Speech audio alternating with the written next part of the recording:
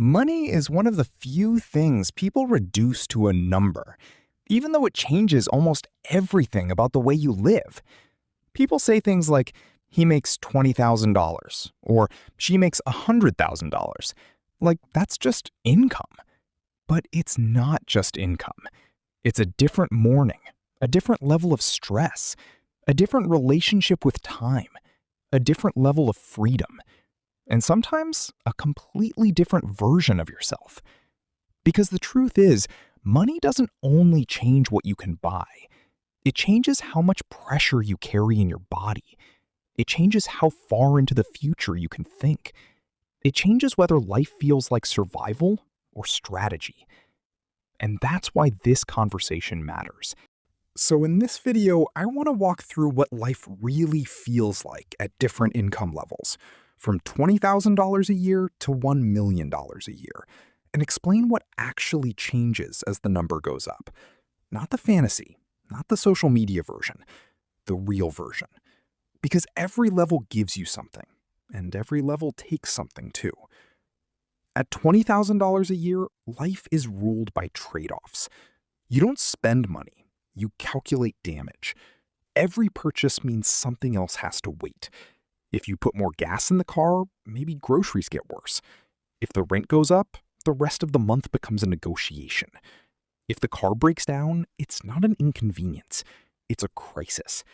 This is when the math chooses for you. At this level, money is not a tool. It's a force sitting on your chest every day. You don't wake up asking, what do I want to build? You wake up asking, what can I keep from falling apart? That kind of pressure changes your personality. It makes you think short term, not because you lack ambition, but because long-term thinking is hard when your present is on fire. And that's what people miss. Low income doesn't just reduce comfort. It reduces mental space. It shrinks your options, your patience, your confidence, even your imagination. Because when survival is loud enough, it becomes hard to hear anything else. At $20,000 a year, even sleep isn't free from money. You lie down tired, but your mind keeps running numbers. Rent, gas, groceries. Rest becomes another thing you can't fully afford. Because when survival is your job, your brain never really clocks out. Then you move up to around $40,000 a year. This is where life starts to feel a little less violent. You may have your own place. You may be able to cover your bills with less panic. You may not need to check your bank account before every tiny decision.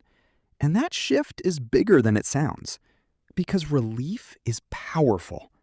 When you've spent years under pressure, even a small amount of breathing room feels like success. But this level comes with a strange illusion. From the outside, you can look stable. From the inside, you still know how fragile everything is. One emergency can still knock the whole system over.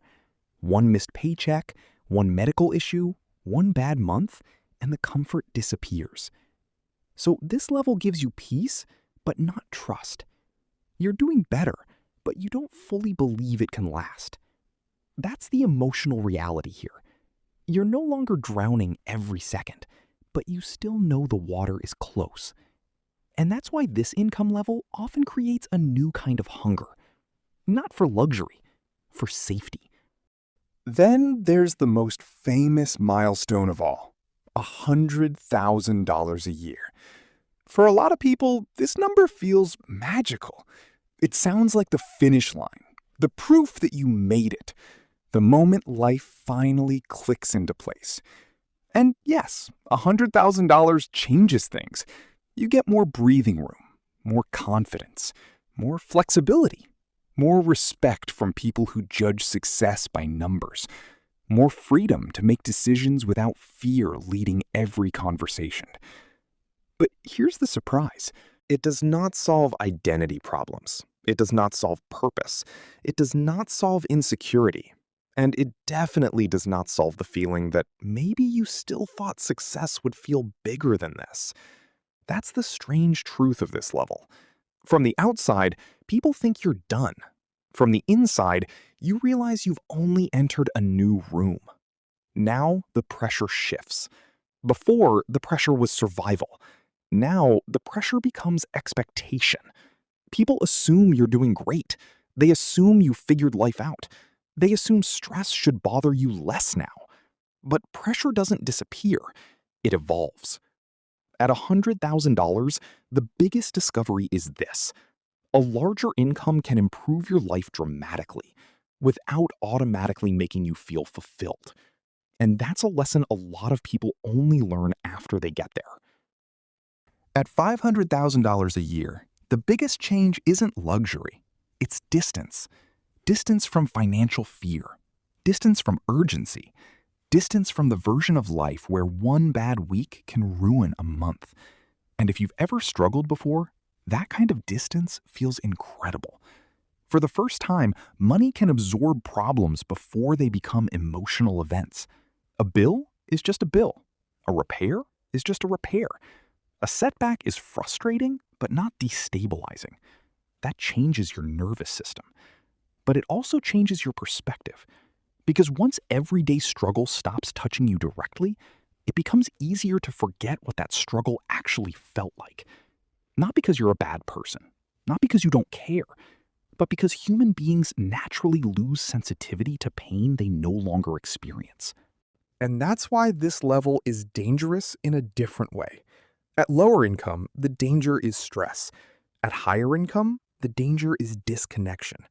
You may have more freedom than ever, but you're also farther than ever from the emotional reality of the life you used to know. That distance can make you calmer, but it can also make you colder if you're not paying attention. At $1 million a year, money changes meaning. At this point, income is no longer mainly about comfort. It's not even mainly about freedom. It becomes about reach. How quickly can you move? How many doors can you open? How much influence do your decisions carry? How much scale can you create with your time, your network, and your capital? That's the real shift here. You can enter rooms you couldn't enter before. You can support projects you couldn't support before. You can create opportunities, not just for yourself, but for other people too. And that sounds like the ultimate level. But even here, there's a catch. Because once money gives you that much reach, the temptation is to confuse reach with worth, to believe the number says something final about your value as a human being. But it doesn't. Money at this level is not a measurement of your soul. It's an amplifier. It makes your strengths louder. It makes your flaws more expensive. It expands your impact, but it also expands your blind spots if you don't stay grounded. So, what's the point of all this? It's not that money doesn't matter. Money matters a lot. It changes stress, freedom, recovery time, access, and peace. It can solve real suffering. It can remove daily friction. It can give you space to think, to plan, to breathe. But the bigger truth is this: money doesn't just change your lifestyle, it changes your inner world. At the bottom, the test is survival. In the middle, the test is meaning. At the top, the test is perspective. Every level solves something. Every level introduces something new. And every jump in income creates a new relationship between who you used to be and who you are becoming. That's why the real question is not only how much money do I want to make? The real question is, what will more money do to my mind?